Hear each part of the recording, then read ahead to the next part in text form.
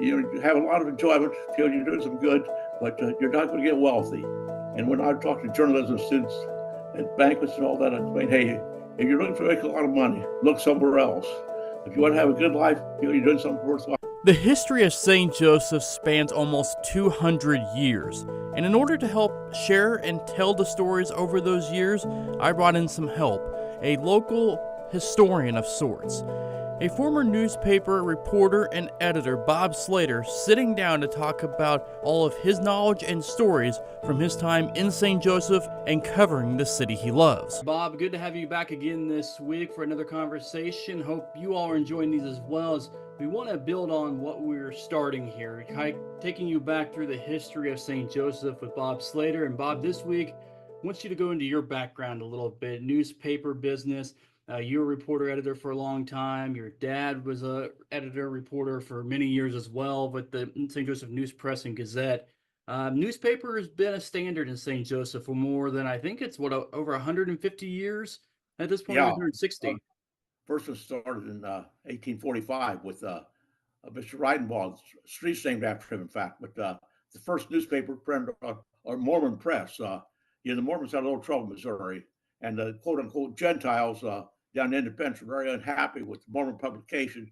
They threw the press in the river, but someone salvaged it, brought it to St. Joseph, proved to use it to print this. It's interesting, though, his motto of the newspapers: truth is mighty and must prevail. Interesting thing, he charged the weekly paper charged $2, paid in advance. He wouldn't wait for the entire year; it was $3.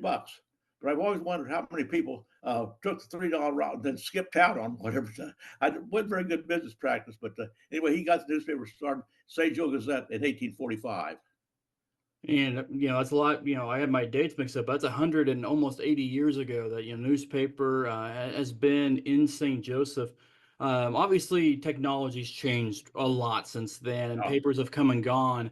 But just reading your dad's book, and I recommend that to anybody who just wants to be fascinated by St. Joseph history, but also just a day in the life of a newspaper man in the 1900s. Just growing up with that in the family, what was that like for you?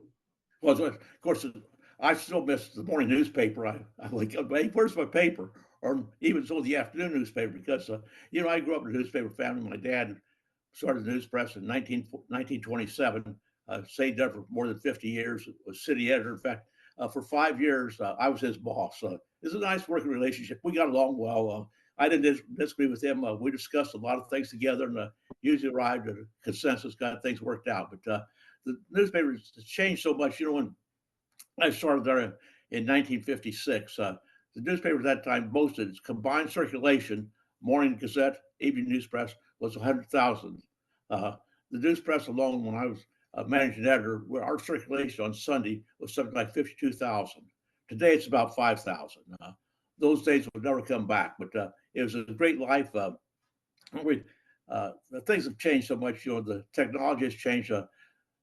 Today, the 24-hour news outlets and television, expanded radio coverage, the social media, so much stuff gets out before. We can yearn for the old days, but technology has changed.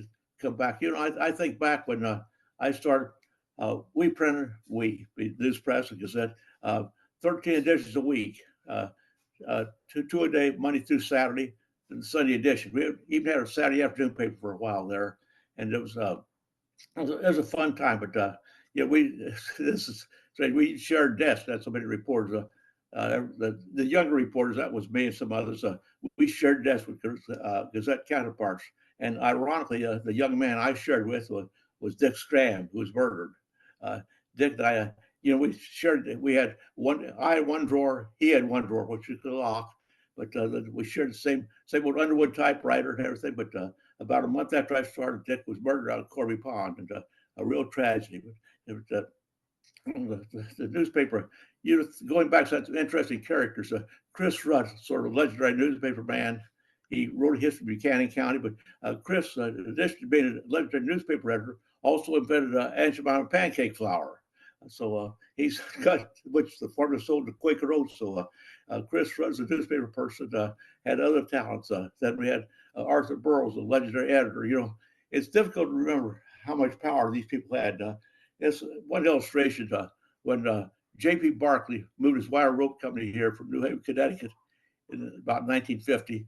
He was very unhappy with the local tax structure. He thought the business were not paying enough, a lot of favoritism, so he determined to do something about it. Wasn't getting much success in the media, so he decided to start his own newspaper. Arthur Burroughs did not like that idea. So he called the library, told the president of the library board, I do not want the library to subscribe to that paper. I don't want it to be available in the reference room. I don't want it to be microfilmed. So today, if you want to get a Barclay's newspaper, you can't get it in St. Joe. You get the Whig newspaper, you can get the German newspaper, but to get the Barclay newspaper, you have to go to the University of Missouri Library and get it down there. But it's simply the newspaper. I don't want that to happen. And it didn't, I don't think that would happen today. But, we had 25 newspapers through the years.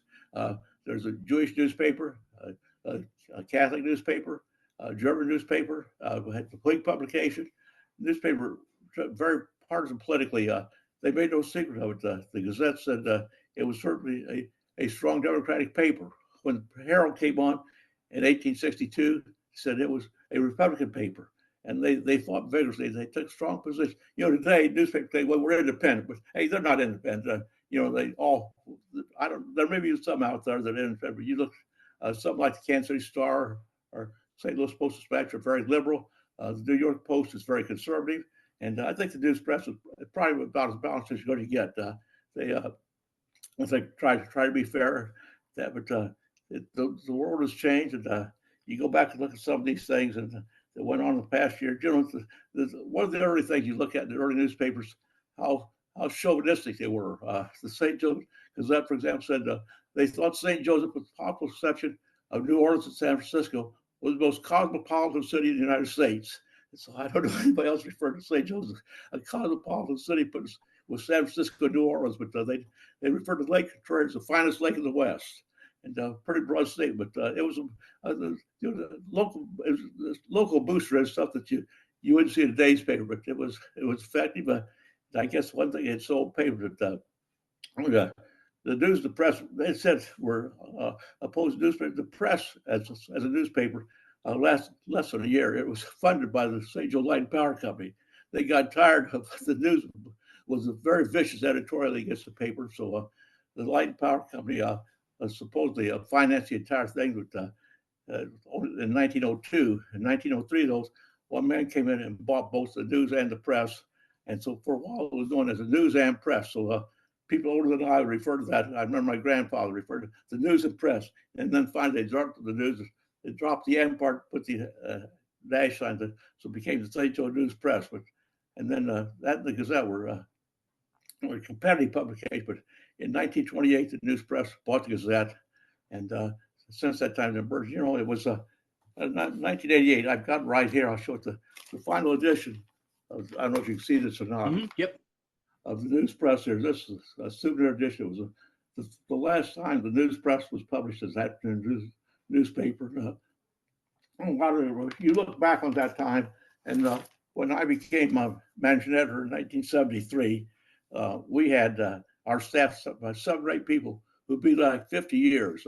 They're career people. They were local guys. They loved the newspaper, didn't pay much money. It's one of the things about news media in a small town, mid-sized city.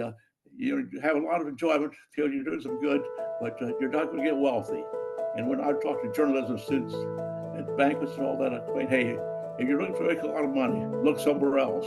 If you want to have a good life, feel you're doing something worthwhile, it's a newspaper, a great opportunity.